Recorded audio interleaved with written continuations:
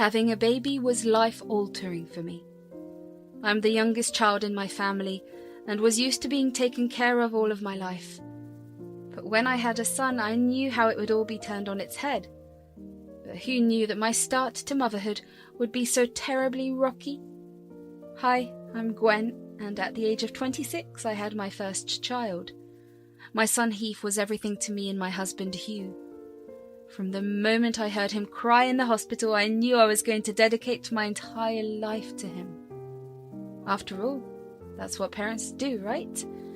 Well, it doesn't go that way for every parent. This is where she comes in. Hugh's mum, Trish, who had recently gotten divorced. She'd come to stay with us. She wasn't in the best of shape mentally and had nowhere else to go. This was the second time she'd gotten divorced. First it was Hugh's dad, and now her ex-husband who she married soon after. Trish had Hugh when she was very young, and the divorce made things messy between him and his dad. When I married Hugh, I found out that Trish had just had another child. It was very surprising that she was able to have a child at that age. As it turned out, her marriage was falling apart again, and they thought they could save it by having a child. So she and her ex tried very hard to have one, and eventually succeeded just for the divorce to go through anyway, and she lost the custody battle because she wasn't in the best state of mind. So what are you going to name him? Oh, I bet he looks like a Raymond or a Carlo. Trish was over the moon when we finally brought the baby home from the hospital. She'd hang around his cradle at the hospital and just stare at him in awe for hours. I was somewhat happy that she was around, but I also felt that she missed the daughter she won't be able to see grow up. Those are pretty names, Trish, but we've already decided on his name. Without asking me? No fair! But tell me? I giggled and said, his name is Heath. Heath! I love it! Little Heathy, can I hold him? I gently laid the baby in her arms. She'd handled more babies than I, so I trusted her with Heath. Hugh and I smiled as she played with the baby. A little while later, Heath started crying, so I figured he was hungry. Here, let me have him, he's hungry. Oh, nonsense, he's not hungry, he just wants attention. Don't you?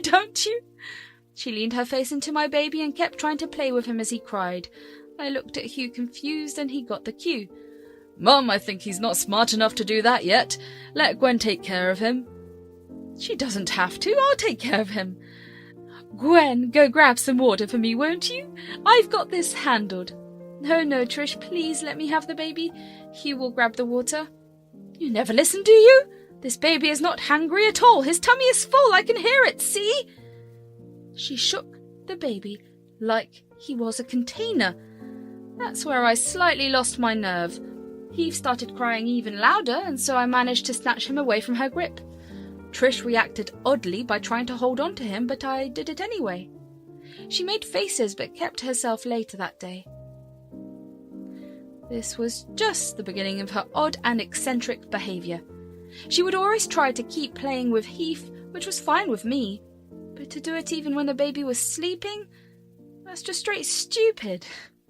It would take me hours to get him to quiet down and go to sleep, and she would waking up the moment I looked away. She took no responsibility and just kept playing with him. She wouldn't respond to him crying, and if she did, she would just lay him in the cradle and walk away as if he would stop by himself. She insisted, all babies ever want is attention. Food and water always come second, so don't feed him at least for an hour after he starts crying. That's when he gets hungry. Sometimes it's 2 hours. I'm sure you're right about older babies, Trish, but Heath is barely a few weeks old. He can't stay that long without being fed or having proper sleep. Oh, you new mothers think you know everything. No wonder kids these days are so spoilt. She would always make silly arguments and refuse to attend to the child. It was like she was using him as her plaything, keeping him away whenever he wasn't being fun anymore. I decided to talk to Hugh about this, and he wasn't very happy with the way I was talking about his mum. He'd never been around her when she played with Heath except for that one time. He'd usually be at work while I was on an unpaid maternity leave. I wish I could have had paid one, but my employers weren't very kind. I'd already spent my 12 weeks of paid leave and now I was exceeding them. Hugh had to work overtime because of this and wouldn't get much time at home. Look, can you please try and get along with my mum? She's been through a lot and that's probably why she wants to bond with Heath. I do get along with your mum, as long as she's not acting weirdly around my kid. Do you know, last night I woke up to him crying and she was just standing over his cradle staring at him. I almost had a heart attack, Hugh. She said she wanted to play with him, but because I wouldn't be okay with it, she didn't. She was just standing there looking. It was scary. I know she can be a bit strange, but that doesn't mean she's going to hurt Heath or you. Just be a little nice and persuasive and she'll melt away. She's easy like that, soft-hearted, like you. I really don't know about this. Heath was too young for me to appoint a nanny to take care of him, and I can't take him to work when I do get back to it. I was a barista with a local cafe at the time, and I didn't know how long I could do without going to work. I mean, just Hugh working can only give us enough to make do.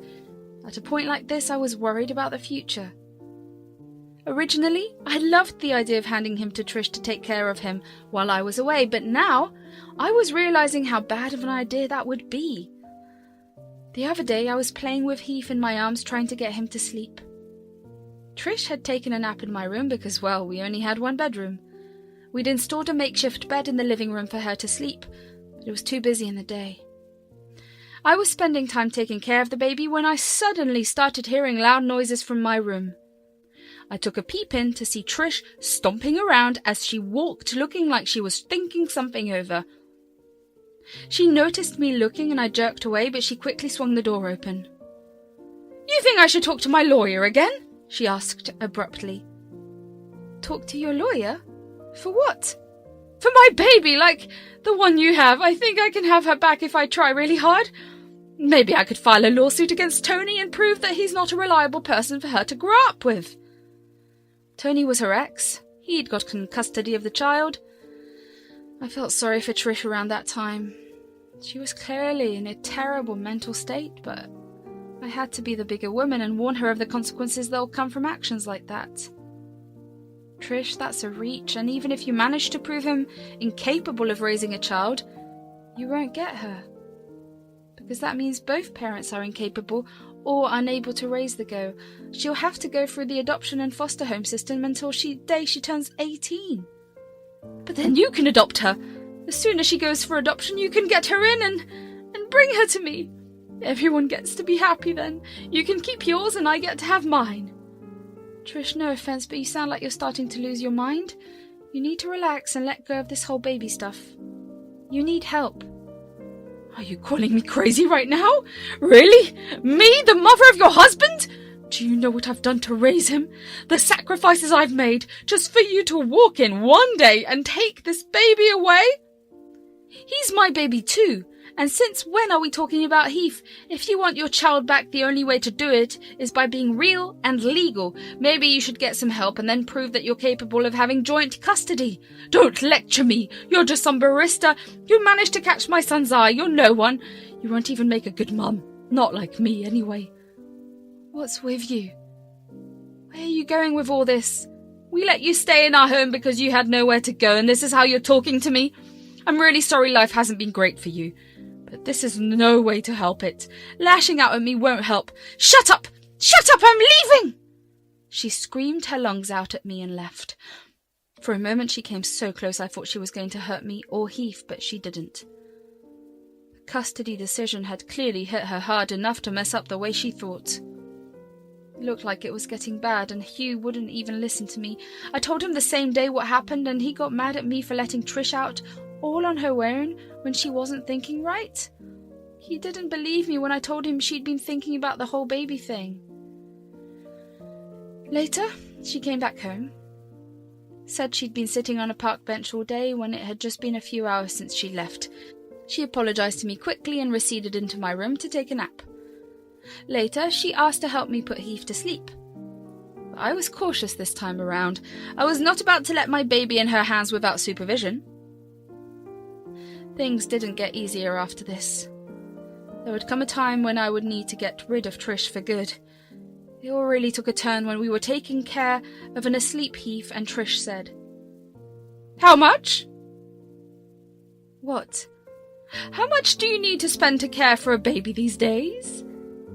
"Oh, well, the diapers, the other care accessories, energy, cradle, all of that costs a bit, say around 100 for the first month, give or take, if you're lucky. It works out with a bit less than that. Then baby-proofing the house after the baby starts walking or crawling either costs a bit or calls for investment and creativity." "Why?" "Just wondering. If you have something on your mind, you can tell me." "Oh, nothing. Didn't used to be so expensive back in the day when I had Huey. I'd still not hesitate to have a baby, though. They're complete angels. Until they start crying." But yes, I get it. I'd give anything for little Heath. "So would I, Gwen. So would I. I'd be willing to give up anything for our baby." "Our baby?" She was part of the family, so I didn't mind that, but it was just the way she said it. It felt oddly uncomfortable. Anyway, I didn't pay much heed to it. Days passed pretty quickly. Trish started going out somewhere regularly. Every evening at around 5, she would leave the house all dressed up and with her purse. There was no way she had started seeing someone new at that age, so I cast that doubt aside. I imagined she was just going on walks, trying to look good as she got better. Honestly, we were quite supportive of things. Her playing with Heath had also become somewhat normal. She no longer acted weirdly, would give me the baby whenever he cried, and also helped make his food and buy his diapers every once in a while. I was so relieved that she was finally feeling better and more like herself. I was considering leaving Heath to her when I started going to work again, which was going to be soon.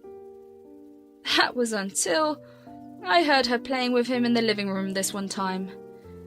I'd been taking care of him all day and was tired out.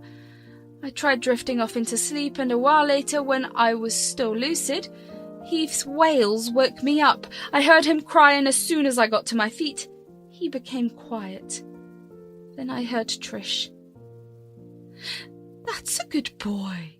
That's a good baby. You're mine, okay? You're my baby. And Mama's going to take real good care of you, and we're going to go flying away to a nice place where you'll have nice toys to play with. Don't you want that?" I wondered how much of what she said was true, and how much was for play. It sounded like she'd managed to make Heath quiet for sure. When I came to my senses, I realized that his cradle had been moved away from my room. Now, how did she do that without waking me up? The cradle wasn't very heavy, but the thought of her moving it without me realizing was interesting. When I moved into the living room, my heart skipped a beat. The cradle had been modified, and she'd hung massive Christmas balls on top of it to distract the baby. It looked pretty, but the problem was they were made of glass and could have fallen on his face any time. I quickly rushed to him and picked him up quietly. "What are you doing?" "He's enjoying it." "Trish, where did you get these from?" "The Christmas balls. I found them in your storeroom. I thought he'd enjoy them." "Trish, those are really heavy Christmas balls. Not for us, sure, but for the baby they are. How did you tie them up there? Looks like it'd fall on him at any moment." Hey, what's with all of this constant accusing? I got the baby to be quiet and you're still not happy with me? I really appreciate that you got him to be quiet. I promise I do. I'm so happy that you're getting along with him, but these balls are dangerous. His older plastic toy wheel that was on the cradle wouldn't hurt him if it ever fell. How did you even get it down? I thought it was attached to the cradle. Oh, I ripped it off. Doesn't take much. I think this is so much prettier. I don't see the problem at all. I understand, but please let's take it off, okay? It could hurt him. Don't put the old one in even now. It looks too weak to hold anything. Trish made a face and pulled the Christmas balls away. As soon as she touched them, 2 of them fell straight into the cradle and left an impression on the bedding. That's where my child could have been. I see that her intentions were good, but again, the way she chose to do things wasn't okay. She left us to be in the living room and ran away into my room to sleep later. She began getting a bit detached from me afterward. Every morning she'd go out and not come back for hours. Every time I asked where she was going, she'd reply, Just the post office. I'll be back soon." The central post office was a bit far from our place, but not so much that it will take a whole day. She continued whispering strange things in Heath's ears whenever she had the chance to, and she smiled at me weirdly when I was around. I was getting a bit uncomfortable, so I opened up to Hugh again. "Again? I told you she's trying to get better. Why aren't you being supportive?" "Hugh, she still acts oddly around him. Telling him he's her baby, saying her own name again and again so he would say it first, and you already know about the whole Christmas balls thing. I'm concerned." "No, you're overthinking this. She's taking care of our baby. Yes, the whole thing was a slip-up, but you handled it, and she won't do it again, okay? And you need to help her get to the post office for whatever reason she's going." "I've asked. She just says she'll manage and goes away and doesn't come back until evening." "Hugh, she's obviously not going to the post office every day. Why would she?" "Because she used to work there and has friends there. Maybe she's gotten herself a part-time job." "Then why wouldn't she tell us about it?" "I don't know, okay? Look, just relax and stop keeping an eye out for my mum. She's innocent. There's no need to incriminate her." That was it. I kinda lost it when Hugh refused to believe me no matter what I said. The time for me to start going to work was coming closer. I knew this would happen sooner or later, so I just decided to get it done. I got us a baby monitor without letting anyone know about it. When both Hugh and Trish were out for work or whatever, I had it installed into the wall in a way that no one could see it unless they were trying to find it. When I started going to work, Trish started staying home. Most days seemed normal. She'd take him away to play and then put him back and sleep. I was working only half-time, so I'd be back before it was too late every day. But one day, I heard her talk to my child. "Oh, we're going to fly away, Heath, me and you. Mum has been working so hard at school teaching little kids like you would be someday. Oh, Mama has so many plans once she runs away with you." I heard Heath giggle and coo in the baby monitor as she picked him up and span around the room. "My baby, oh little baby, do you like spinning? Do you like it? Of course you do, of course. We're going to go far away from your little cradle. I'll get you a new one with big shiny balls on it, and you'll have a pretty mum unlike your mum. And we'll make Daddy run away too. Yes, we will. Yes, we will." What was going on here? She continued spinning around the room for a little while, and then, when she finally sat down, Heath started crying within moments. She put him aside on the edge of the bed and held her own head in her hand, as if she'd just gotten vertigo just playing with him. I swear my soul almost lunged out when I thought Heath was about to fall off the edge. She just picked him up again in time and put him back in the cradle. "I tried. You keep crying. I'm not giving you any more attention. In my house, you'll learn discipline from the get-go. Children these days, I swear to God," she said, and slammed the door just like that. I was starting to get concerned. I'd recorded the whole footage and considered sending it to Hugh, but I had to make sure I wasn't being delusional. That day I went home early, worrying for my child. Trish opened the door for me, looking all worn out and tired. She yawned and without saying a word went back to sleep in her bed in the living room. So I rushed into my room and quickly fed Heath first. He cried for a bit but then fell asleep again. He wasn't quite taking a liking to the bottle just yet. Once things were quiet, I locked the room from the inside and began searching. Trish always kept her big red purse with her every time she went out. I had to find it. After rifling through my room for almost an hour, I found nothing. Where could she possibly keep it? Curious, I went outside, and just then I saw it hanging from the coat racks. I grabbed it, making as little noise as possible, and lo and behold, she'd been speaking the truth. She had a teacher's ID card for a school and a plane ticket in there. It was scheduled for the day after. I was blown away. This woman had been conspiring to run away with my child. I kept both things to myself and sent the video to Hugh, asking him to come home as soon as possible.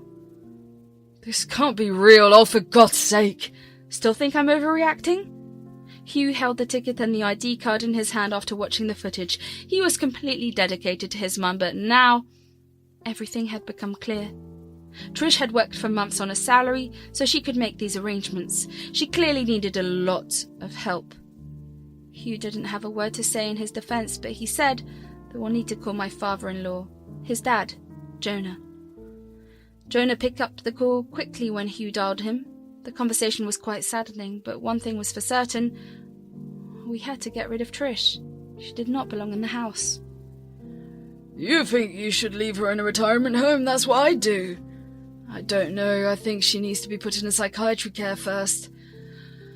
So, the bottom line is, you want her out of the house for good, yes? Yes, please. Okay, well, I'll come over to talk to her in person. Let's get started. Jonah had been around when Heath was born. He and Trish would butt heads over the smallest of things when they were around, so it was a bit uncomfortable. But he showed up anyway. Hugh and Jonah talked to Trish, and there was a lot of crying and yelling. He's my baby! No, he's my son, Trish. You need to get out of here before we have to forcibly remove you. Oh, I'll see how you remove me. I had lost my marbles by then. Trish had done so much to piss me off that I wanted her out of our lives for good. You will never set foot in this house again. Just go away. Keep your hands off my son. Enough, the two of you. Mum, please don't make this complicated. Come with us. The fighting continued for a while. I finally decided to just let her go into a retirement home for good. The people at the nursing home said that they'd give her some psychological help as well. I didn't care anymore. I tore up the plane tickets in front of her and called the school she worked at to let them know not to have her close to any kids ever again. I may have overdone some things in my anger, but it was all necessary.